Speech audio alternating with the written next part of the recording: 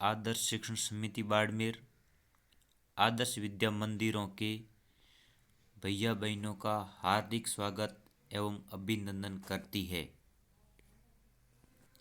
कक्षा पंचमी, विषय संस्कृतम, द्वादश पाठ सुक्तय भाग 1 का आज अपन अध्ययन करेंगे।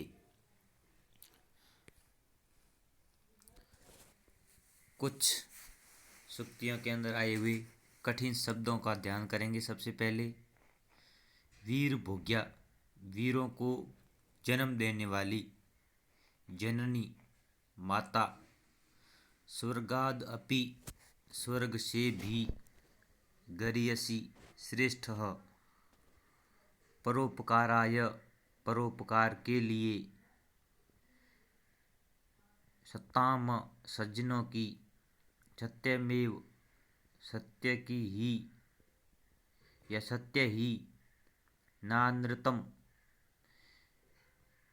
झूठ या असत्य, नोपकरणे, न प्लस उपकरणे यानी उपकरणों से नहीं।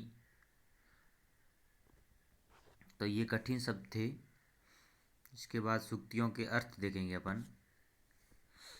इस पहले अंतरे में 1 से 5 तक सूक्ति है और उनका इनके नीचे हिंदी अर्थ लिखा हुआ है।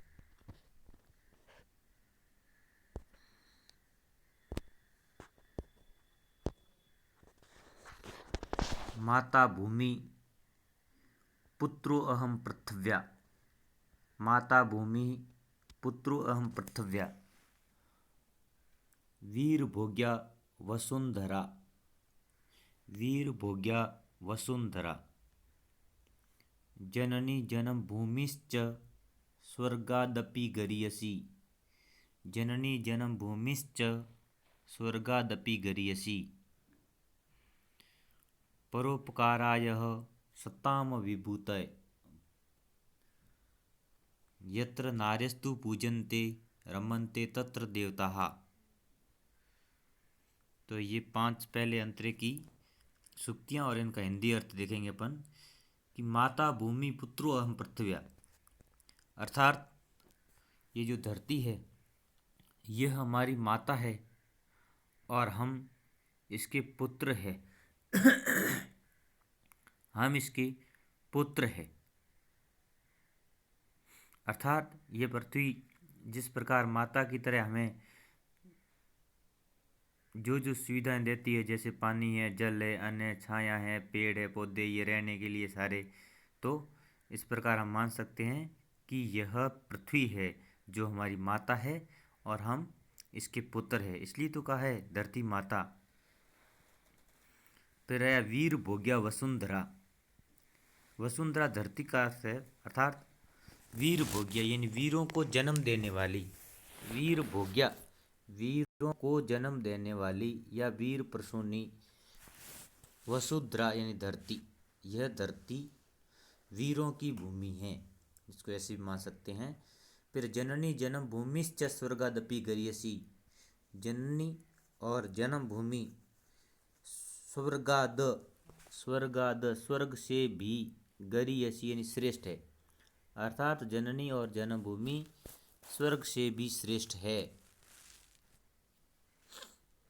परोपकाराय सत्ताम विभूतय, परोपकाराय यानी परोपकार के लिए, सत्ताम सज्जनों की, संतों की, विभूति है, संपत्ति है, अर्थात सज्जन लोगों का काम या वो लोग दूसरों की भलाई में ही अपनी संपत्ति मानते हैं, इसलिए अपन कह सकते हैं कि परोपकार संत लोगों, सज्जन लोगों की संपत्ति है एक तरह से।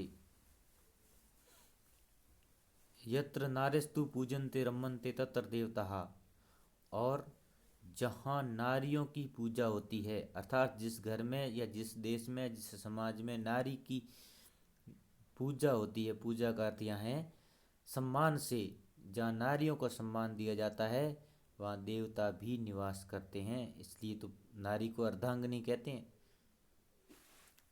तो ये 5 सुभाषितानी या सूक्तियाँ थी और उनका हिंदी अर्थ नीचे लिखा हुआ है। आपको प्रत्येक सूक्ति और उसके बाद में उसका अर्थ अपनी कॉपी में लिखना है। अगली अगली 5 सूक्तियाँ, लेकिन 5वीं यत्र नारिस्तु पूजन्ते रमन्ते तत्र देवता, इसमें भी आ गया है, तो आपको एक बार लिखना है उसको।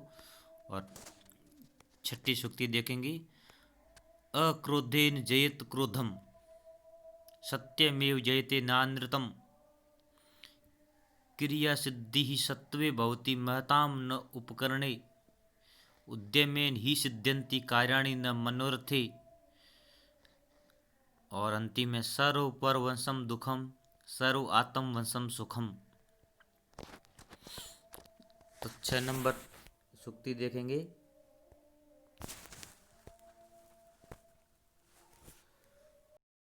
जयत क्रोधम, अक्रोध से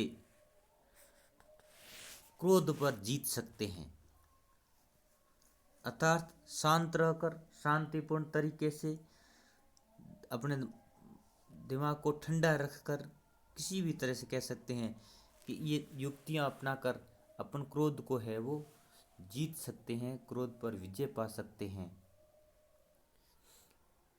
फिर है सत्यमेव जयते नानृतम, सत्य की विजय होती है, न अनृतम अर्थात असत्य की नहीं, यानी विजय हमेशा सत्य की होगी।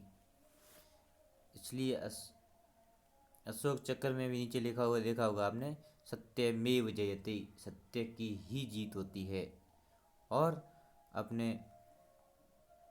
न्यायालय का ध्येय वाक्य भी है, सत्यमेव जयते, सत्य की विजय होती है। क्रिया सिद्धि सत्वे भवति महताम न उपकरणे, यानी क्रिया सिद्धि अर्थात किसी भी कार्य की सिद्धि सफलता मेहनत से उसके अनुसार किए हुए कार्य से मिलती है, उपकरणों से नहीं, यानी साधन उसके लिए बाध्य नहीं होता। अगर मनुष्य चाहता है तो किसी कार्य की है वो सिद्धि प्राप्त कर लेता है,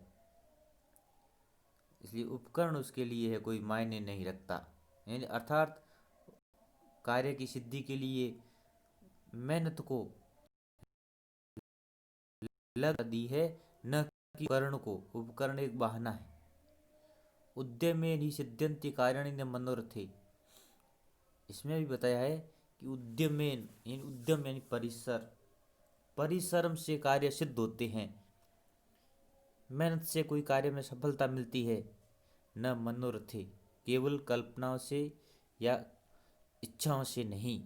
इसलिए हमें मेहनत करनी चाहिए, परिणाम स्वतः मिलेंगे। और अंतिम का है कि सर्व पर वंशम दुखम सर्व आत्म वंशम सुखम, दूसरों के वंश में दूसरों के अधीन रहना सबसे बड़ा दुख है, जबकि अपने स्वयं के वंश में अपना निर्णय खुद लेने में सक्षम होना सबसे बड़ा सुख बताया है।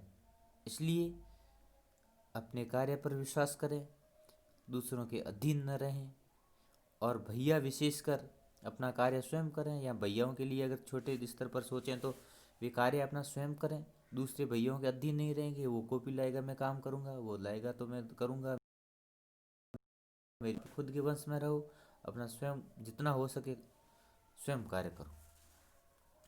तो ये 10 सूक्तियाँ हैं, इनका आपको हिंदी अर्थ प्रत्येक सूक्ति और उसका हिंदी अर्थ लिखना है। और परीक्षा में ये सूक्ति पूछ सकते हैं, खाली यत्र नार्यस्तु पूज्यन्ते आगे रिक्त स्थान पूछ सकते हैं, प्रकार के है। तो आपको 10 सूक्तियाँ मौखिक याद करनी और उनके अर्थ भी उनके समय याद करना। जय हिंद।